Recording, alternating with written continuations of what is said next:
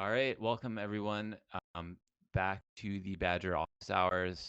We are kicking this off and after a bit of a break and doing this every week or every other week to talk about um, some of the influence vaults that are going to be coming out soon. And Tritium, are you able to unmute yourself and come up?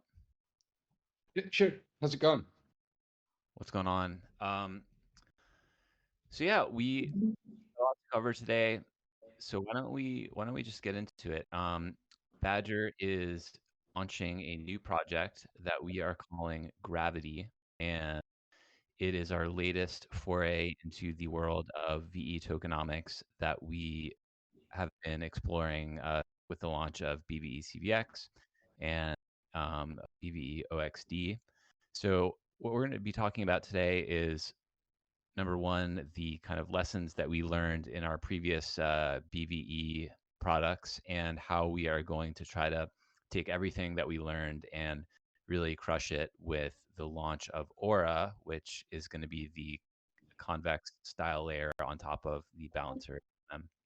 So I don't know, Tritium, do you want to just start us off with what a quick overview of what is VE tokenomics and why did it suddenly become super important for us as a DAO that's trying to drive yield on BTC? Sure. Yeah, I'm happy to. Okay, so I think like I've done a lot of office hours and things where I just like rant about things, right? And I don't have a lot of data. So I think like it's a good time to just take a minute and really go through like what VE tokenomics are. Actually, this isn't the right thing. But okay. So I guess the point is that you've got Curve, right? I think everybody knows what Curve is. You've all used it. It's an AMM where you route stuff. And what's special about Curve, other than their stable swap, is this VE Curve system they have for emissions. And so basically the way that works is that you lock your tokens for 4 years. You can lock it for less, but you lose less. Functionally, you lock your tokens for 4 years, right? And then you get to vote on the emissions of tokens to like where they go, like for that time.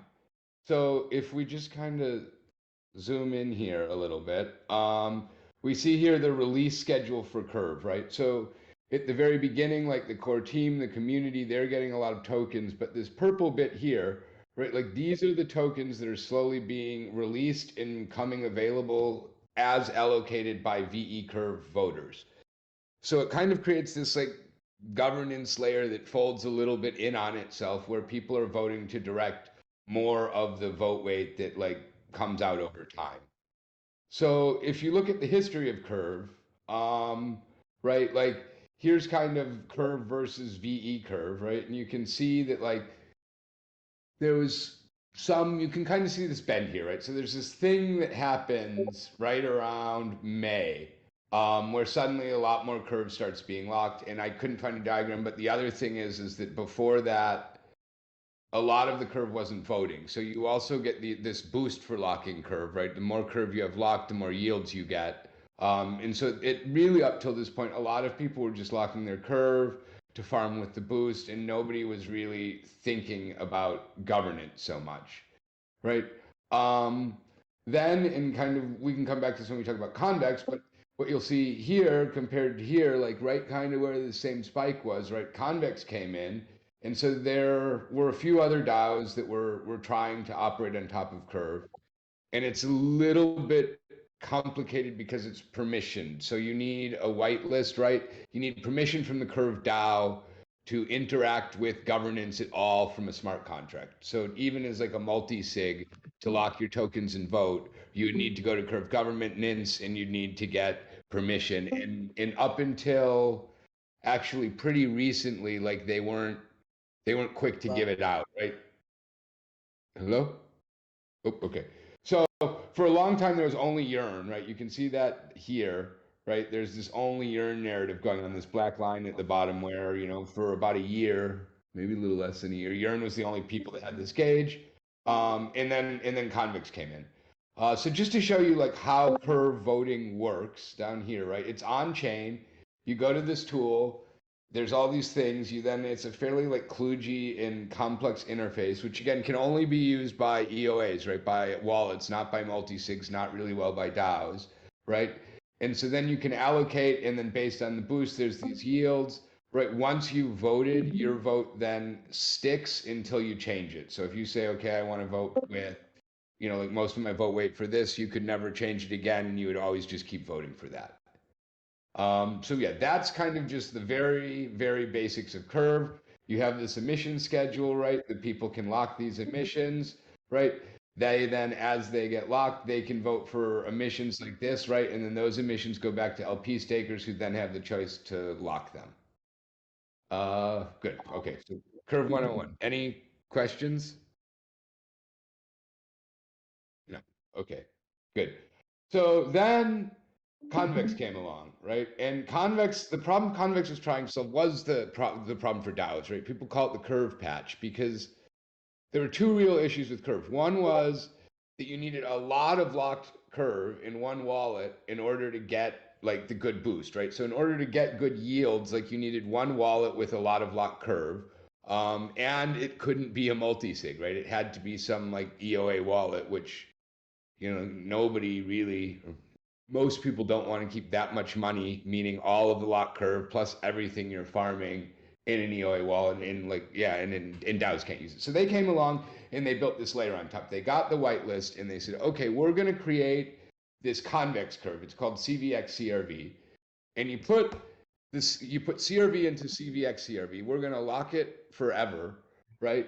But then we're going to pay yields in what it earns. So we're going to take some of the, there's vaults, right? So we're going to use that boost, all the lock curve, to farm and get extra boost to create like lucrative competitive yield farms, and then we're going to charge a fee on that and pay that fee back to the CRV holders.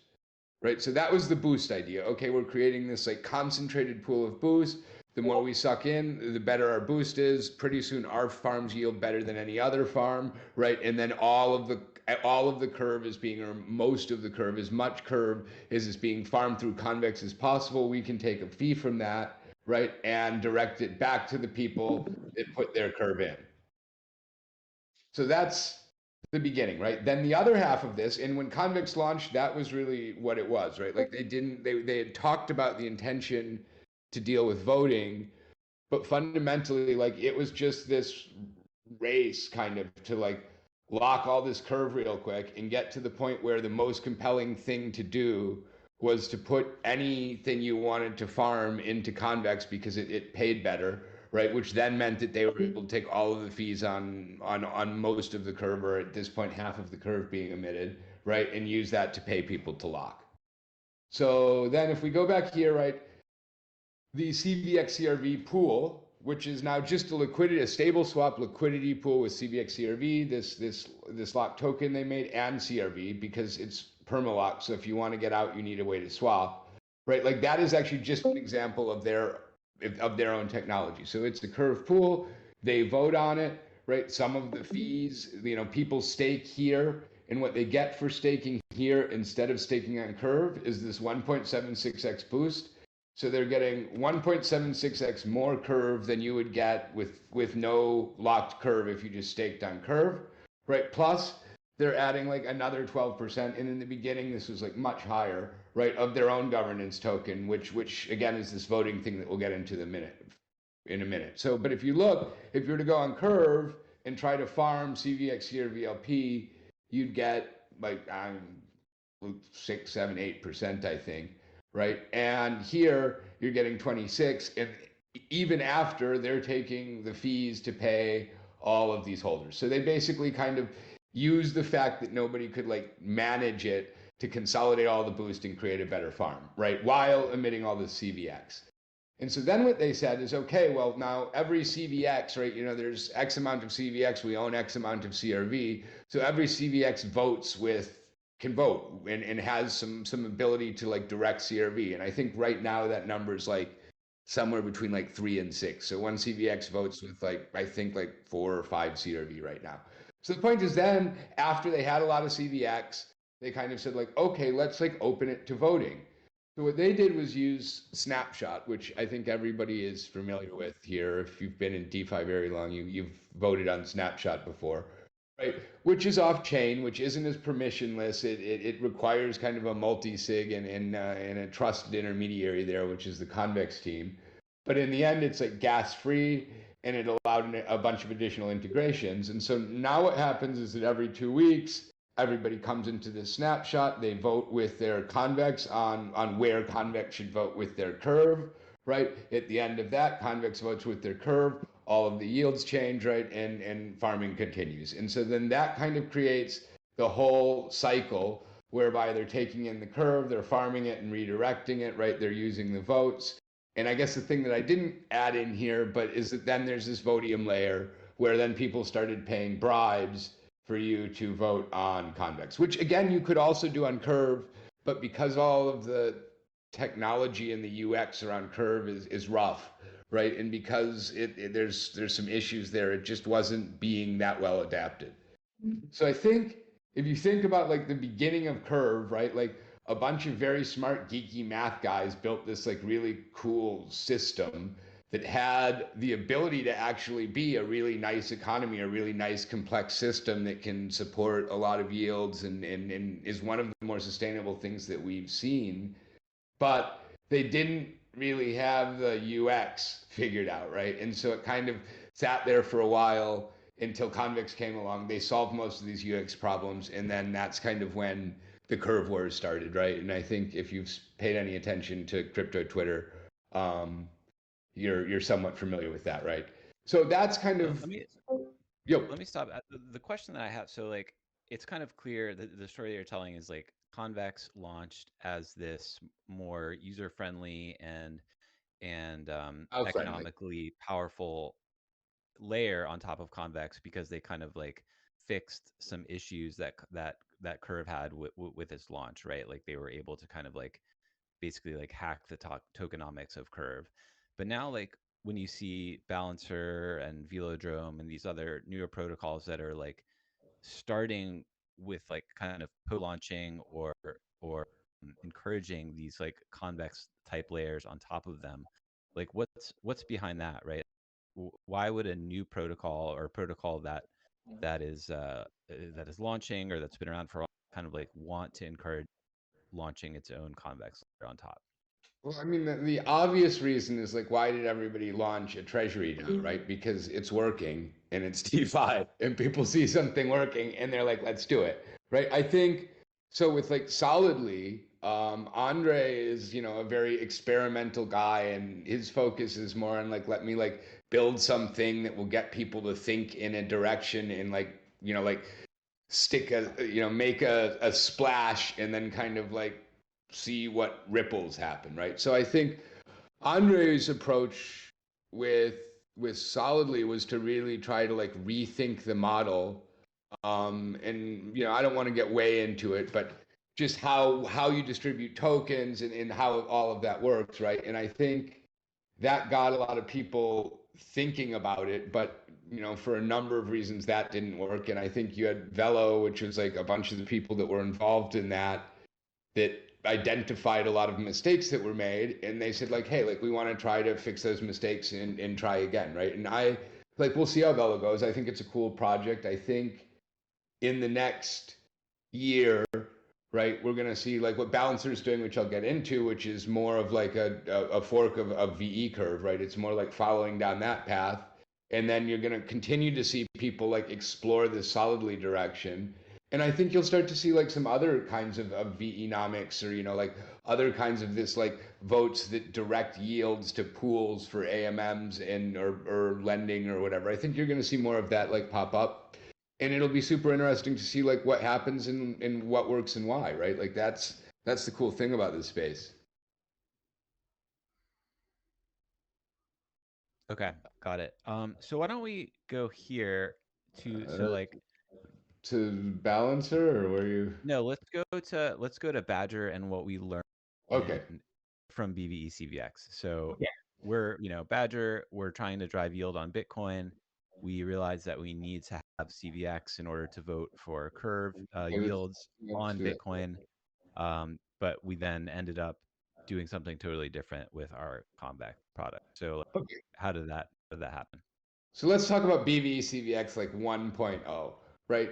The idea was like, and this is all when things were like very in their proto stage and launching, right? Vodium was just kind of coming up, Convex locking had just started, right? So like our plan going in there was like, we're gonna kind of like create this private bribes environment whereby people can put their Convex in, like we're gonna pay out a fixed yield in Badger, right? We're gonna have some deal where you put your Convex in, right? There will be a little bit of liquidity through this pool so that people can trade a little bit. And then basically all of that Convex is going to vote for yields on Bitcoin. Um, and so like we launched that, and at first like there was a lot, we had quite a bit of bveCVX in the pool, and a lot more flowed in. So there was a lot of Convex flowing in, and there was a lot of Bitcoin flowing in, and we had about like 10 to 20% of the value of the IBBTC pool on Curve in Convex, right? And at that point, like it was like gold, man. We were like, look, we've got like sustainable like 15 or 20% yields on Bitcoin, right? And like we control it, like we've got the Convex, we can vote for it. Like this looks pretty good.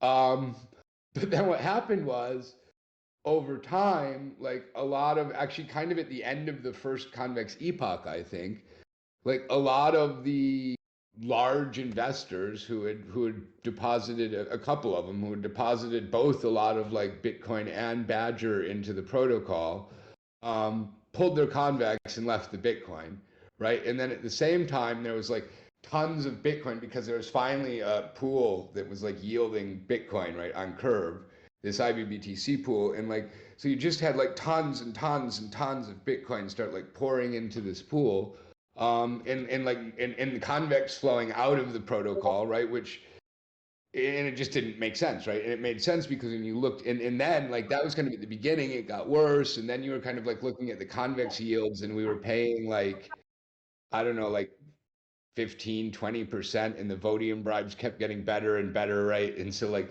Vodium was paying 30 or 40%, right? And the whole thing kind of just fell apart, right? And I think like what we learned from that is that like this is a good idea. Like you can create sustainable yields on liquidity if you have influence, but you need some way to like maintain a ratio of how much influence you have to how much like other AUM you have in order to make it like function.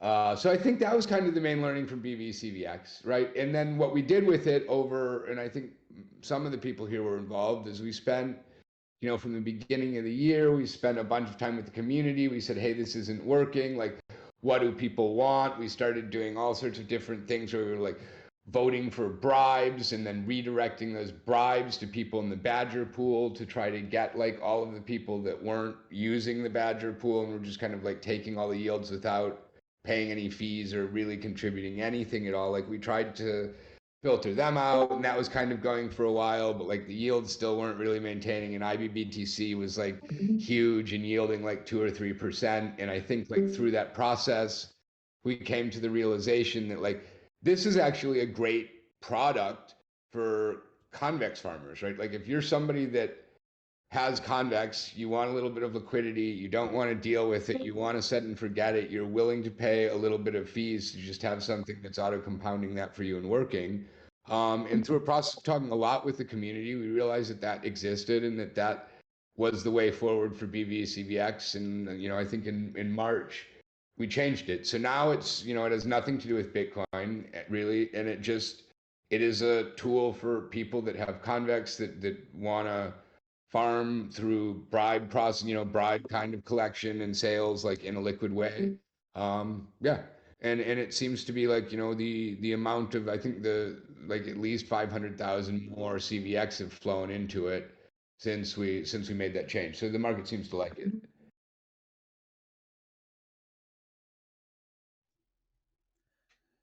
Uh, so then let me come back and talk about like Balancer now, real quick.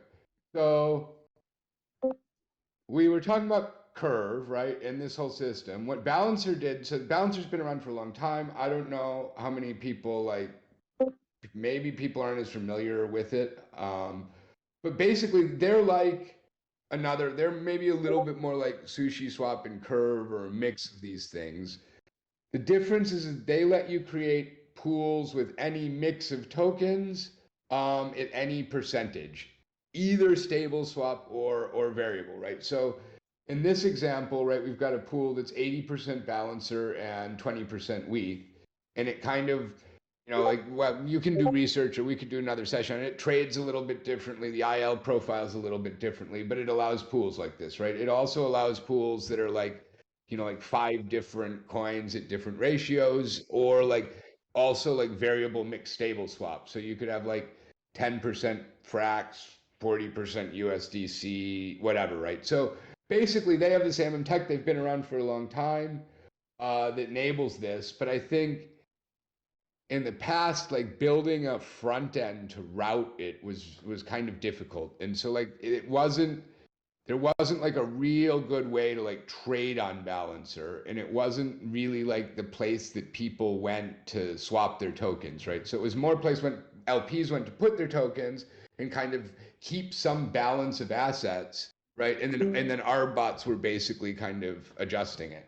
And so one of the interesting things that happened with Balancer over the last 6 months is CowSwap. Right? CowSwap came out and they just integrated directly into Balancer with all of that. And now they've actually figured out how to route trades fairly well over Balancer.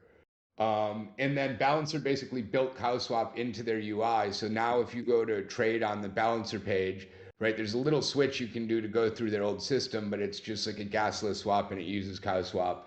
And that's able to then like, if you can imagine this pool where you've got 80 and 30 and there's all, a token can be paired with like lots of different things and lots of different pools at lots of different ratios. So I think one of the, for people for users to use Balancer to swap, the big challenge is like how to build the routing interface there, right? And then the other thing that people primarily use it for now is managing a portfolio, right? Let's say I want to hold 30% Bitcoin, 30% ETH, and I don't know, 30% BNB, for example, right? So I could create a pool, I could put all my tokens in, and it would just always balance to keep that balance. Okay, So so I have a question. So like, talk to me about if I'm a DAO. So like, if I have a stable coin, my curve pool is the difference between life or death, right? Like, if I don't have enough liquidity in that curve pool, my stable you, coin, if it's like under collateralized or whatever, like it's in trouble, right? yep. So why? So I could see like why, like, or if you're Lido, right? Like you need to keep that staked ETH at peg, and so like you're going to throw a shitload of tokens at it to do that, right? Why do I care if I have a stable coin or if I'm a DAO? Why do I care about the balancer liquidity? Like what's the value add of having deep liquidity on balancer for my It token? doesn't matter where your liquidity is really, as long as it's available, right? Because let's say you don't have that much liquidity on Sushi Swap, but it's on Balancer, and somebody trades on Sushi Swap, right? They're not going to be able to make a huge trade, but they'll pay whatever slippage they're willing to pay. And then within like a few blocks, some bot's going to notice that, and it's going to basically arb that back against Balancer. So that's kind of how Balancer's worked in the past. Is it's been kind of like this back end reserve that bots are primarily using to arb the exchanges that people use, that individuals, that traders use more. Does that make sense? Yeah, so you're saying it doesn't matter. It's not like a consumer product where like, oh, I trust Curve, so I'm going to go there. It's bots. Well, bots don't care where the liquidity Right. is, so In the no end, doubt you should care. the consumer will get the best price if they find the best price, right? So if you use CowSwap, and CowSwap basically is that bot, right? And they go and they search for everywhere and they say, if like I were going to arb this out, like how would I do it right now? And they do that.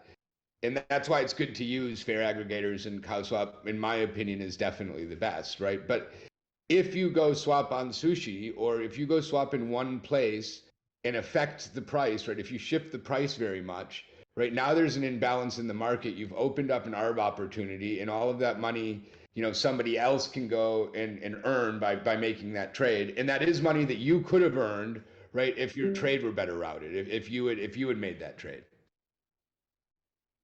Got it. Okay. So this leads us to Let's get into, balancer. yeah, the ve-bal, right? Yep, ve-tokenomics. Talk So about the that. first thing that Balancer does, which is cool, is they, and they've been saying this for a long time, is, like, hey, like DAOs have this staking, they do locking, right? And instead of locking 100% your own token, right? Like, not why not do 80-20? Because now you've got somebody, they're not having to put that much ETH in along with their BAL or whatever, right?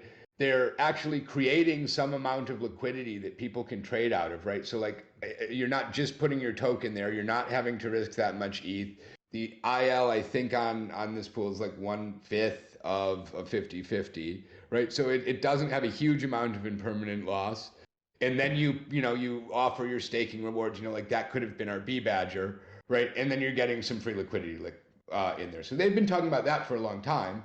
And then as they moved into ve-tokenomics or started thinking about it, they were also looking at Curve going like, hey, this looks pretty sweet.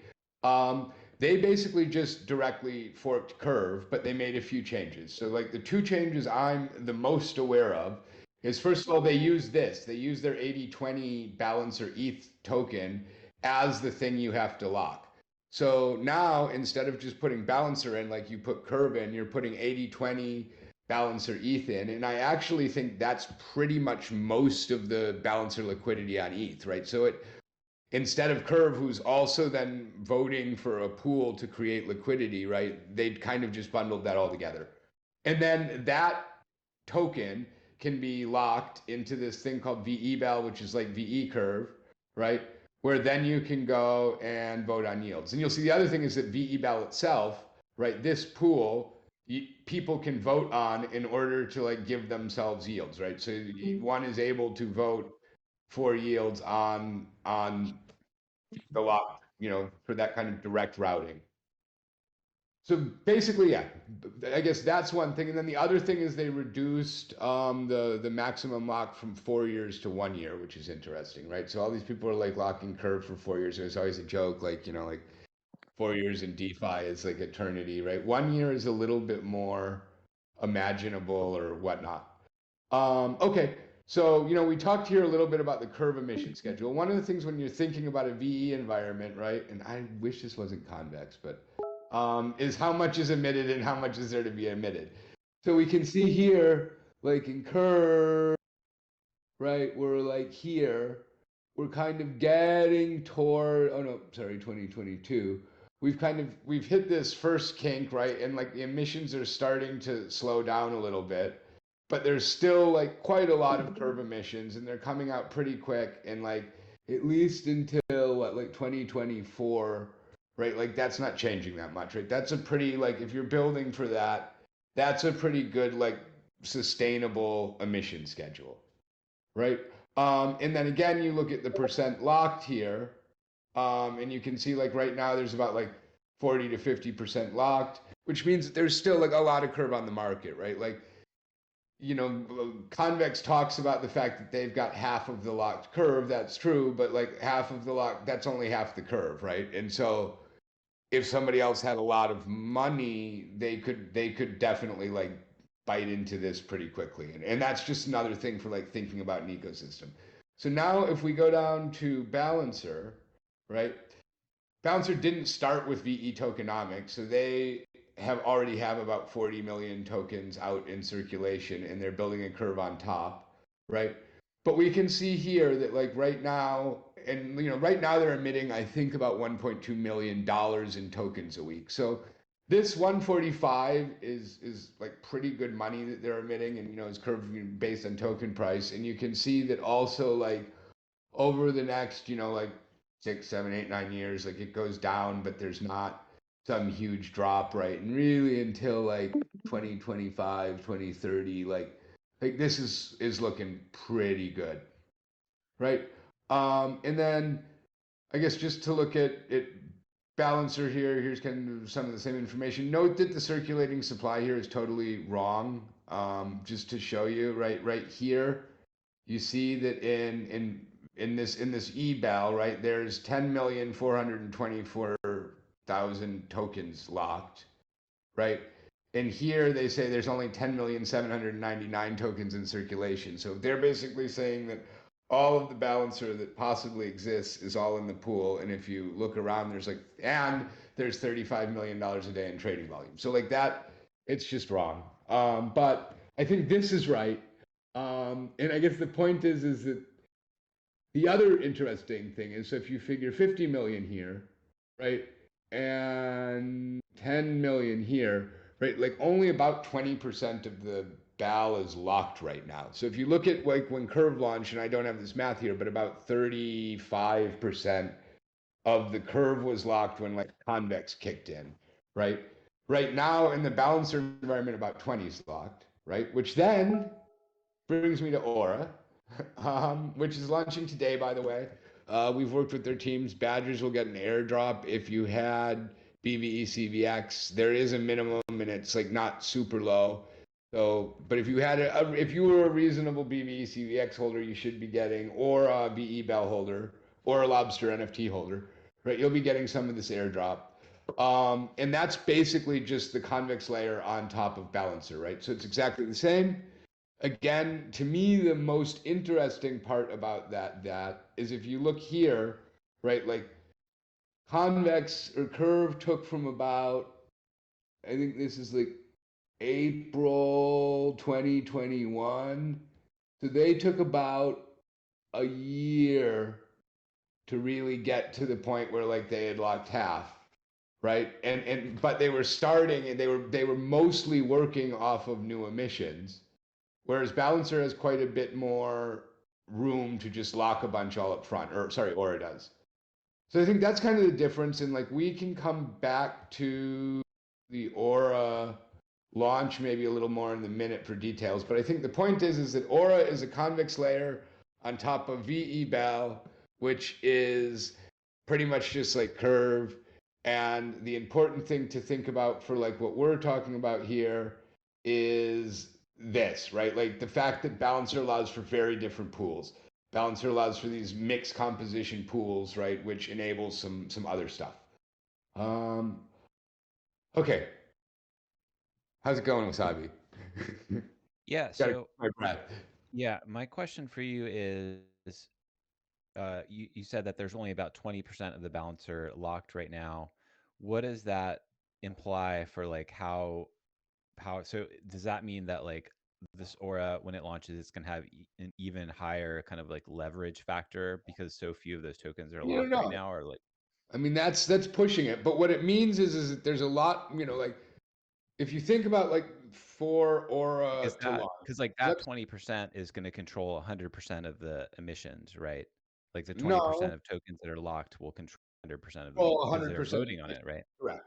Which is like right now we all know about our friendly whale who I think is unfortunately swam on, right? But like that's the issue right now, right? Like in a sense, like for the ecosystem in long term, it's not healthy, right? There's like one entity that has basically initiated a governance attack where they control more than half the tokens and are using it mostly to farm in a way that they can collect most of the yields, which means that they're continuing to get most of the tokens, right? And in a sense, like if Balancer were in a later stage and there weren't so many unlocked and there, that would be like that could be a takeover, right? The reality of Balancer right now is that it might look like that because actually it seems like all of the tokens available are locked when you look at circulating supply, but in fact there's 4 times as many more, right? And to me, like I imagine that like these tokens are waiting for Aura, right? Because otherwise one would think that you would want to like lock your shit and defend the platform. Does that make sense? Right. So they're waiting for Aura because they anticipate that that's going to have a Because it's disproportionate easier. share in the vote over time. Yeah. Yeah, because it's easier. The yields are better, right? Because everybody looks at curve and convex and they say, like, like what made it work? Like, where do I wish that I had locked on my curve right now, or am I happy that I had it to put in convex? And I think like most people will say, man, I'm happy I had it to put in convex, right? And I think people with balancer are looking at the situation and kind of doing the same thing. But the point is really good, right? Like we're building all this stuff on Aura. We really think it will succeed, but like the key here is that Aura has to lock a lot of balancer, right? Like Aura has to have an incredible amount of balancer like flow in relatively quickly in order to get the whole thing working really well. And as long as like the BAL is flowing in, right, then Aura will have value, the votes have value, the boost works and whatnot, right? So like for us right now, for me, like one of the things, and I'll come back to this at the end, but like the only thing I can say is like put your balancer in Aura, put your balancer in Aura, right? Like it solves many problems and it should make everyone lots of money. So just like do it. Yeah, okay, that's my little plug. All right, so let's so we've kind of set the stage. Why don't we get into what our DeFi addled brains have cooked up as a way Badger can benefit from this? So we've tried this, we've done it with Convex. The issue with that was that we were a little bit to the party, right? So like a lot of had already farmed by the time bveCVX. So like we're really seeing this as an opportunity to hit the ground running the day this thing launches, with our wrapper for. So why don't you get into how this will work and how it is different and potentially much more powerful than BV? Sure. Okay, so I think the number one learning out of all of this, right, is that like if we just blindly focus on Bitcoin, we miss good opportunities and sometimes like piss everyone off because we're not paying them enough, right? So I think one of the realizations that came out of the last 6 months is like it's good to focus on Bitcoin. We've got Citadel, which is very, very much like Bitcoin focused and like based on a number of the same learnings that I'm going to discuss here is an attempt to like consolidate all of that and work. Right. But then like it makes sense for Badger to start thinking about different focus areas and product divisions that can take, like what we've learned and work on it. And so like because we've put a lot of time on this, I think most of the narrative over the last 6 months has been about Citadel. But this is kind of the other thing that's been going on in the background is saying how do we like learn the most out of this and make good on this and figure out like how to make money basically with our knowledge in tech here. And so I think like what this kind of marks is that like me and a few other people are really going to go and start focusing on this and providing more insights and cranking out products. And the first one of those is going to be on top of Aura. So I had written up a document called the Introduction of Gravity, which is still being worked on. We're working on getting it on the site. So like, let me just kind of take you through it and I'll share it in that channel a little bit later and you can read it. But basically, I think of it as a story, right? Story one is like we discovered gravity and Apple fell on our head, right? We were doing this thing with Bitcoin, everything kind of like fell apart and we kind of realized this golden ratio, right? Which is that to stay in the yields on a pool, right, you need enough vote weight to continue to vote for them, and those things need to scale together, right? And so that was the realization that kind of caused us to say bveCVX 1.0 isn't working. We're going to do something else. Like, bveCVX has no way to maintain this golden ratio, this ratio of influence assets that vote for yields versus the assets that want to get yields, right? And so it can't work like this. And so I think like everything starts from there, right? Everything starts from like when as we were going through this process and we really, that realization made clear. And it's funny because it seemed kind of obvious. That's why I like this quote, right? So it kind of was an apple falling on our head. But yeah, anyway, we figured that out, right? So then bveOXD launched and like I was really excited to like play with voting. And like one of the things that we had tried to do with bveCVX is create a bveCVX CVX gauge. And they had said like, no, you shouldn't do that, right? Like there was an issue. But it was like, hey, like there's something here, right? So there's this whole concept, what I call of like a solar system type BVE structure in which you have some BVE, in this case OXD, right? Some liquid locks, exactly the same thing as bveCVX. It can vote with its tokens, right?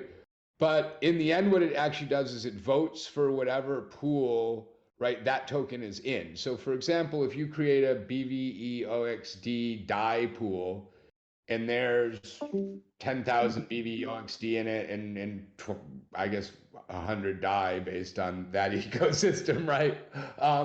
but that 10,000 bveOXD will vote for that pool in every round, right? And so the point is that this kind of, you imagine it creating this center of gravity where, you know, if you also think about how AMMs route, right? When you want to trade, let's say, I don't know, USD for, well, that's a bad example. When you want to trade Badger for ETH, right? Badger is primarily paired with Bitcoin. And so like there are routing, there's all, that's what all these tools are doing, but something's going out there and saying, okay, I'm going to swap the Badger for Bitcoin, and then I'm going to swap the Bitcoin for ETH, right? And so there's this routing thing that happens. And the idea was that if you could have this bveOXD, if you could have this governance token co-voting and encouraging everybody to build pools around it, right? Then eventually it would kind of become a very efficient routing path, right? You wouldn't need to swap through two things anymore. Everything wouldn't need to pair with ETH.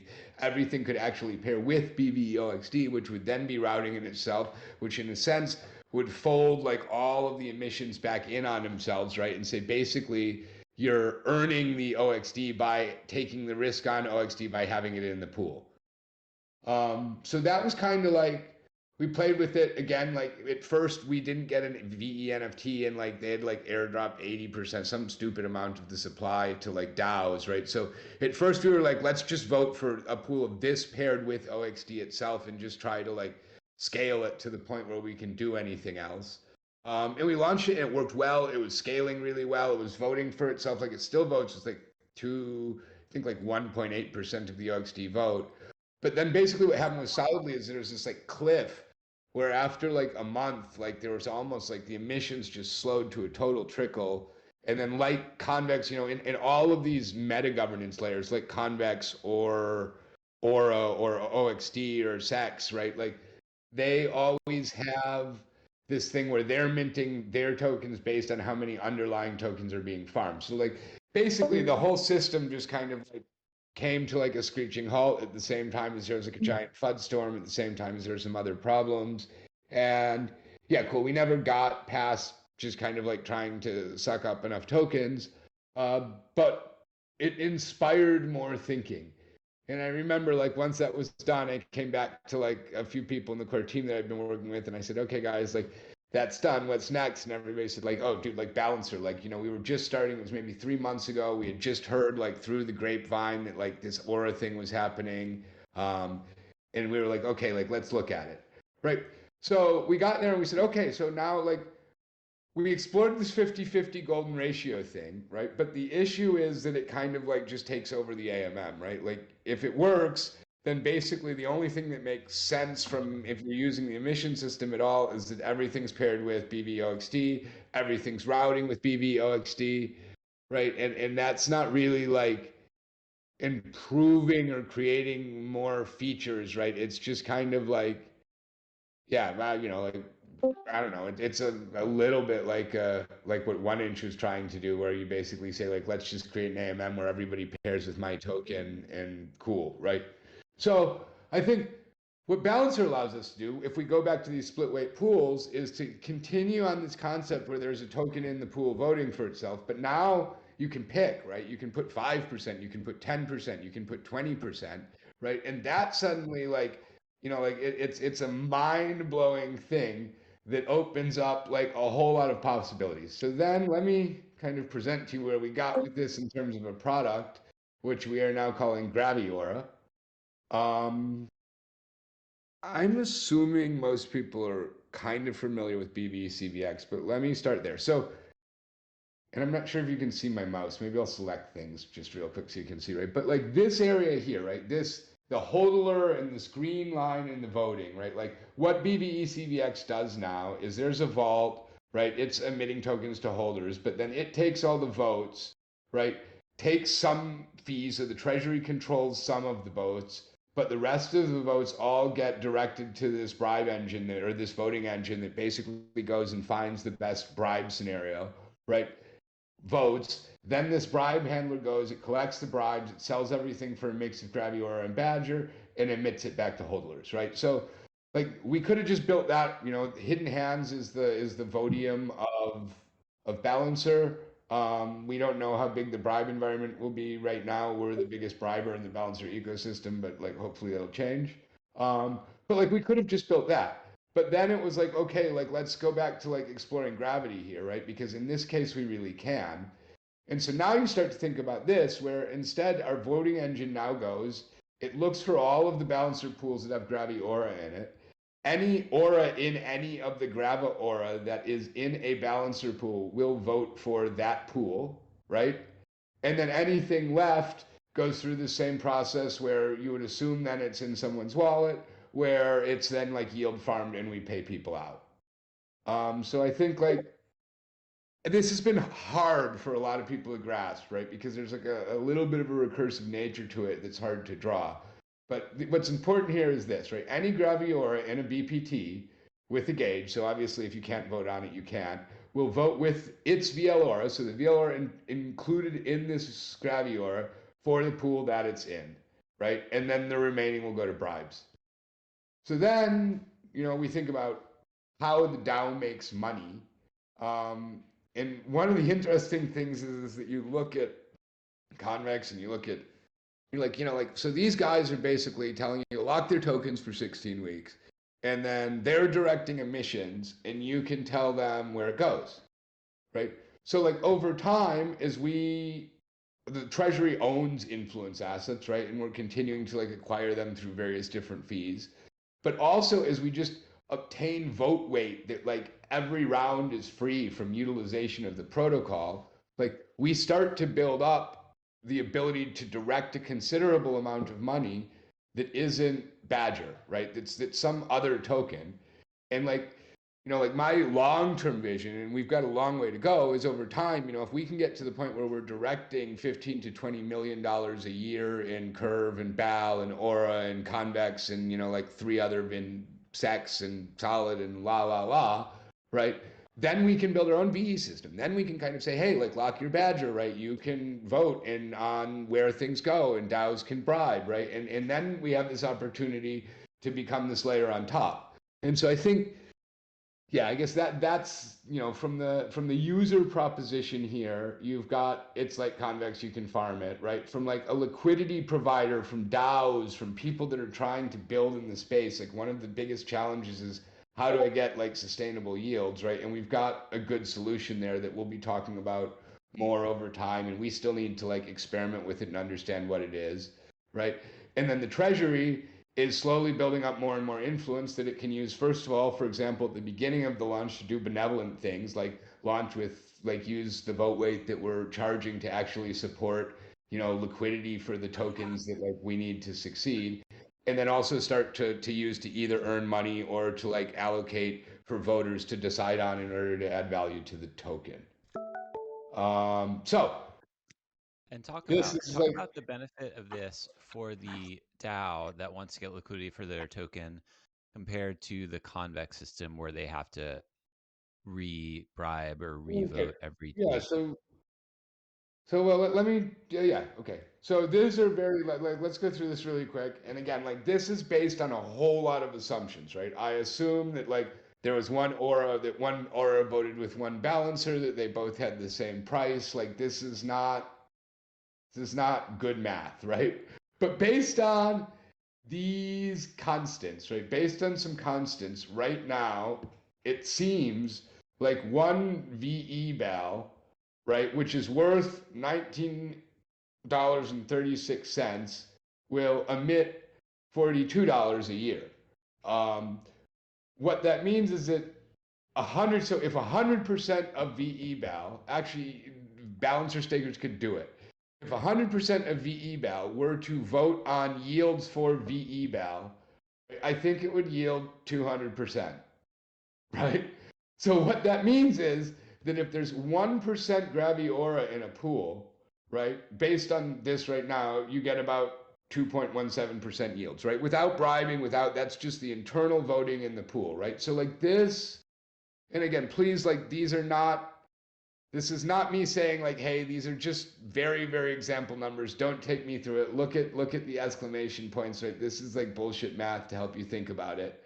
But you can think like this pool with 10% graviAURA, if it's getting 2% each, then this is a WBTC ETH pool that yields about 20%, right? And for that 20% yield, the LP is taking on this 10% graviAURA risk, which again, like we need to do more work to help people understand. The IL imbalancer is complicated, but the LP is taking on a little bit of IL risk in order to get good yields on this. So now if you think about a DAO, okay, cool, like I create my pool, like let's say here, our Badger Bitcoin Arbitrum, like we want to get Badger on Arbitrum, right? So we're going to do graviAURA, Bitcoin, Badger, right? And like, okay, cool. Like if there's nothing in it, there will be no yields. Like let's say we put a little bit in it, there's like 20% yields. Like that's not very sexy. It's not growing very fast. Like cool, right? So now imagine that we bribe like a whole bunch for this, right? And tons and tons of money come in. So we put like a big bribe and like I don't know, I don't want, but like a whole bunch of money comes into this pool, right? Now the next round, right? That pool is going to still have 20% yields, but it's going to have 20% yields on a lot of AUM, right? Well, no, I shouldn't say that. For that round, the yields are going to be high. People are going to ape in. If you don't vote on the next round, the yields will go back down to 20%, but it will be 20% on a lot more money. So if you think about like the convex experience for a DAO, it's like you basically have to buy this token. And I didn't do the same math for convex, but like Poe has, and it's like at this point, 90% of the convex has been emitted. There's not that much coming out, right? Like the curve is dripping a lot slower. There's a lot more curve locked. So for like a lot of reasons, you're not getting like, like 2x the value of like what you're locking in emissions in 1 year with curve or anywhere close to it. Shoot, I lost. Oh, so the point is that you can bribe once, right? Your pool goes up and you don't. Sorry, let me come back. So you're an experience. You're in this convex bribery. You have to pay every week, every vote. You have to keep paying. And if you stop paying, you lose all of your votes and your yields go to zero, right? If you look at what happened to like Terra, or like that's maybe a bad example because like it was unsavable. But like if somebody has some trouble and they can't pay bribes for like 2 weeks, then suddenly the yields on their pools go to zero, like and it's like crisis mode, like LPs start pulling out, like it's a thing. In this, like you've got the support of the graviAURA in the pool, right? Like the vote weight, the LPs are already providing that vote weight, right? It's already an ecosystem. And so your bribe is more around like competing with other DAOs and adjusting your LP and getting to where you want it to be. But if you choose not to bribe for a round or two, like you're going to likely lose liquidity, but like not all of it super fast. So it adds a lot more like smoothness and sustainability, right? I think to the entire experience for a DAO trying to like use ve-tokenomics to like buy liquidity. And I guess the point of that is like there's two reasons, like just to be clear, there's two reasons a DAO would do this, right? Like the first reason a DAO would do this is because they don't have the technology to do so themselves, right? So they're like, hey, like I just want to throw money and somebody else make liquidity for me, right? But most DAOs, like it's pretty easy to set up like a staking pool, right? So put in, like this LP token and we'll give you more of our token. The reason most DAOs are doing it is because they want a premium, right? So the idea is even in Convex, if you pay $1 in bribes, you get like $1.26 back, or something like that. I haven't done the math for Balancer because the bribe environment is totally whacked right now. But anyway, I think that's why DAOs are doing it, right? They're doing it because they get a premium, right? Because it pays better than doing it themselves, than just emitting their own token directly to users.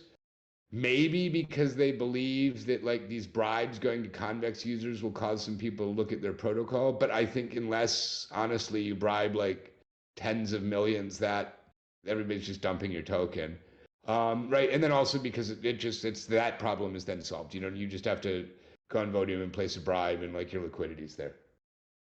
Yeah, Does that answer and your I mean, question? just look like thinking about the amount of work and thought that has gone into and debate that has gone into our bribes on the convex side, right? Like it must be for a DAO a big pain in the ass to have to like manage this and think about how big Yeah, their I mean, bribe's going to be each week and what is Danny going to do and all this kind of stuff, right? that's Whereas if it. they set up their pool with BVE Aura in the first place, it's just going to be kind of like set it up once and then there's Yeah, I just mean, going I to be think that was managing one of the liquidity. learnings too. Like, we looked at Frax a lot, right? Like, they were super successful. Frax like slayed in the curve wars, and like they kind of did the same thing, right? It wasn't all packaged into a pool, but they had fixed bribes, they had a scaled growth plan, like they had some of their own TCL in, and they had this thing set up so that like everything was like they weren't making decisions all of the time, right? They had like a clear algorithm, a good plan. They might have adjusted, but like everything was a functional, well-working model that like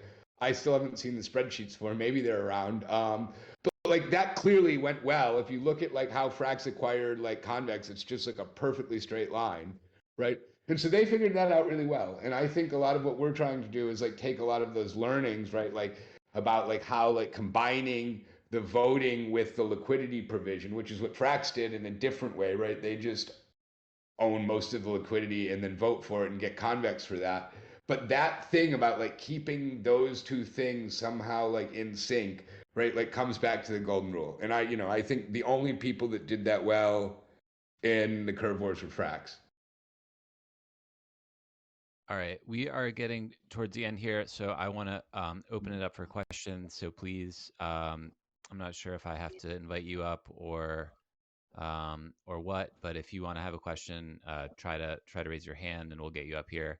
And while that is happening, Tritium, do you want to give us your Tritium's tips on farming the Aura airdrop, or if they got the Aura airdrop, what do you recommend people do with it, or how can Yeah, sure. a average person farm this? What's the best way to play this? Sure. Okay. So with all that in mind, yeah, let's quickly talk about the Aura airdrop. I don't think, by the way, there's any hands. So if like anybody wants to talk, just unmute and say something, and we can do that after. But so just really quick, here's the Aura launch timeline, right? So June 9th is today. They're doing this LBP, which is basically a pre-sale of their token that's meant to like prevent bots from fucking it all up. A public pre-sale, right? So it starts with only like 1%. It's basically a liquidity pool that like changes its balance over 5 days, right? It's other fancy balancer tech. So you can go on balancer maybe now, actually, yeah, now, an hour ago, right? And you can look on CowSwap and you can trade and buy Aura if you want. But again, right now, there's like very little on the market, and more is coming onto the market over the next few days. So like if you decide that you want to buy in the LBP, my suggestion would be to like watch it for a day or two and like don't ape in, like at $20 when there's like 1% of the total supply that's gonna, or the total, even of the total LBP supply. So watch out for that. But that's interesting, right? You can really just go on CowSwap or the balancer site and buy the tokens now. So once the LBP is finished on the 14th, or it's going to take a day or two, they now have ETH, they have some liquidity, right? They're going to set up some liquidity for Aura and get that all seeded, right? And then they're going to start this liquidity mining event, right? So on June 16th, two things are going to happen. First of all, there's going to be this airdrop, right? And second of all, Aurabal, which is like CVX CRV, is going to have a 2-week special staking contract that will yield 2% of the total supply. So, like the Treasury's plan is on June 16th at 10:30. We've been farming Bouncer. I imagine a lot of you have. It's been easy recently. And we're going to pump all of our Bouncer into here, right? Like the yields should be very, very high. It's 2% of the total supply, which is otherwise being leaked out over like 10 years and whatnot, right? And, I said it before, but like for all of our grand plans to work, Aura has to work. For Aura to work, the only thing that really has to happen is that they have to like capture a good chunk of BAL and continue to do so. So that's, on June 16th, claim your airdrop and think about Aura BAL. And again, it's a 2-week event, so like 2%. The sooner you get it in there, the better. The yield should be pretty high, but no promises. The other thing to note about all of these tokens, so the tokens, and this is why we don't have vaults or aren't even talking about them yet, right? But the tokens that are emitted on the 16th and through this event for 2 weeks, you basically have to claim locked. So that'll be like ve-CVX, where they're locked in your wallet for 16 weeks and you can go vote on Snapshot, or pay a 30% penalty on. And so for us to build a vault that like basically forced people to, it didn't make sense, right? After this, 2 weeks, there will be a new Aurabal pool set up that looks much more like the CVX CRV today, right? And we will have a vault on that that will then feed into, you know, graviAURA and kind of be a more like a flywheel that badgers are more familiar with. Um, so then on the 23rd, there's the first gauge vote. So if you lock your aura here, which I would recommend, I think 30% is a lot. And you know, the other thing is I think it's nice that our community is coming along with us. If everybody takes a little bit of aura and actually like uses the system for an epoch, they have a lot more knowledge. And then like as we're coming in 16 weeks later into the second epoch, and you've got people that like have their aura, they maybe want to put it in, they've got feedback, right? It's good. I really like the way they did this because it encourages everybody to like lock it and have the full experience. And so like if you have the time, like you will have to go vote on a snapshot every 2 weeks. There might be delegation from hidden hands. I think that's coming. It might take a little while, no promises. So you know, like it's not, you'll have to think about it, but I think it'll be a good learning experience. And then on the 23rd, so that's in a few weeks, right? Gauge voting starts. I think our plan is we haven't quite finished it, but I think we'll probably move some or most of our bribes over to Aura.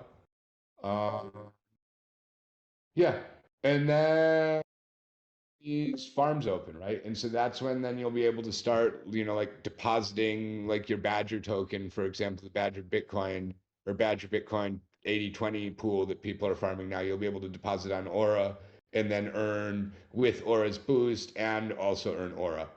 And then our plans, you know, like my main focus has been influence, and we'll think about like vaults later, but our main focus is to get this graviAURA up and to get the aura bal vault up that kind of create like a base flywheel, and then probably also get a vault up for the badger pool, which may be that one, or we may do badger bveAURA. So we might need a little time, but to figure out the right, and then that's the base. And then I think anybody that like thinks about this a little bit sees how like once we get through this and once it's all working, right, like there's lots of opportunity for vaults and farms here, like as a next step. uh yeah, so I guess that's like my alpha, right? Like go claim your airdrop. I would, if you've got bal, like don't sell it, don't lock it, put it in aura bal. Go buy a bal or aura and put it in there if you want to, if you're bullish on this, right? You like either of them work. uh do this and then like come back and we should have vaults for you to put your aura bal in right towards the end of the month. And again, I'll be here at least every other week during office hours to talk about this stuff. So like as voting starts, we'll talk about how much votes Badger has and how we're thinking about voting with it. And yeah, if you decide to lock, you can come along with us. And so like that's this whole thing here. You can look at it later, but here this talks about the penalty. It's a lot, but in its honest word, they're basically trying to get people to like not dump their airdrop, which is smart. So yeah, that's my advice for Aura, and I'm super excited. Like let's pump it so that we can like win on top of it. Uh, and then any questions? And then we got to shout out to Dig. Or does anybody else want to come talk about Dig for a minute and what's going on there? Yeah, and it's an open call, so if you want to talk, just take yourself off mute. I don't think we have to do anything. Hey, can you hear me? Yep. Yep. Yeah, so you mentioned how we had problems getting the gauge with curve for bveCVX. So do we anticipate having issues with Aura, getting with these graviAURA gauges or anything like that?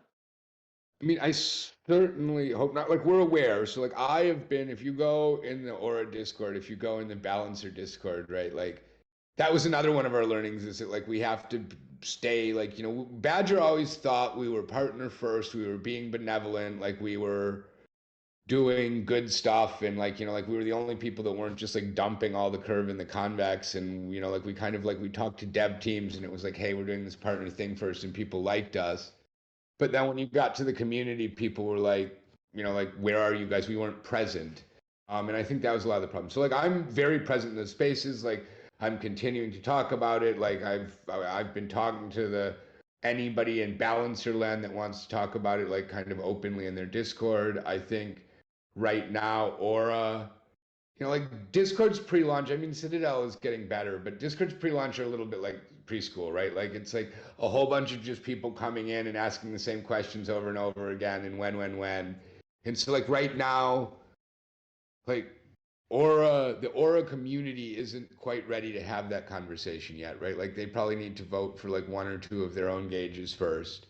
But yeah, I mean, we're aware that it's a thing, and like I spend half of my time making sure that like I'm close. And again, Badgers like go join the Aura community, right? But yeah, and to me, I'm a very grassroots kind of guy, and I think the best chance we have is to like just like meld as communities and be friends.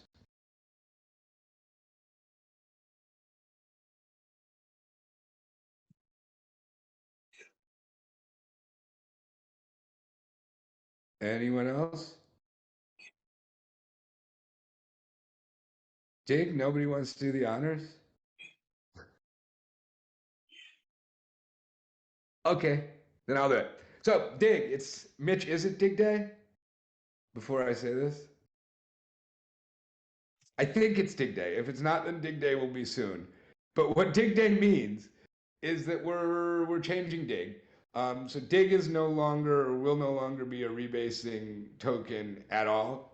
The supply will be fixed, and one Dig will be worth 1 Bitcoin in boost. So not the value of 1 Dig, but 1 Bitcoin in boost, as long as you have also that much Badger, right? So if you have 1 Bitcoin worth of Badger and 1 Dig, you'll get 2 Bitcoin worth of boost.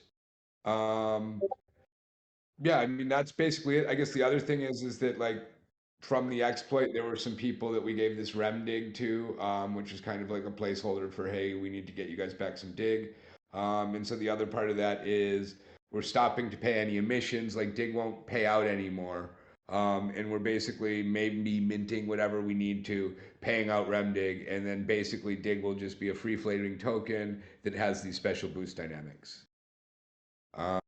And you can jump into like the Dig 2.0 or the speculation channel for like lots of strategization around what that means and how to maximize your boost. Any questions, comments there?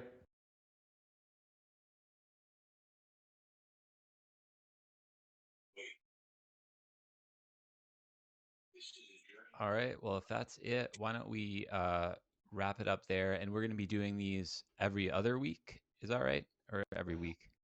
I'm going to do an influence one every other week, and I really believe that we should do them every week. So I will try to either get somebody to be here every week or be here every week myself and then I will definitely do influence every other week. And I guess the other thing I'm not sure if I'm in Europe, so like doing it in the evening Eastern sucks. But if people have feedback about when a good time is, like that would be interesting.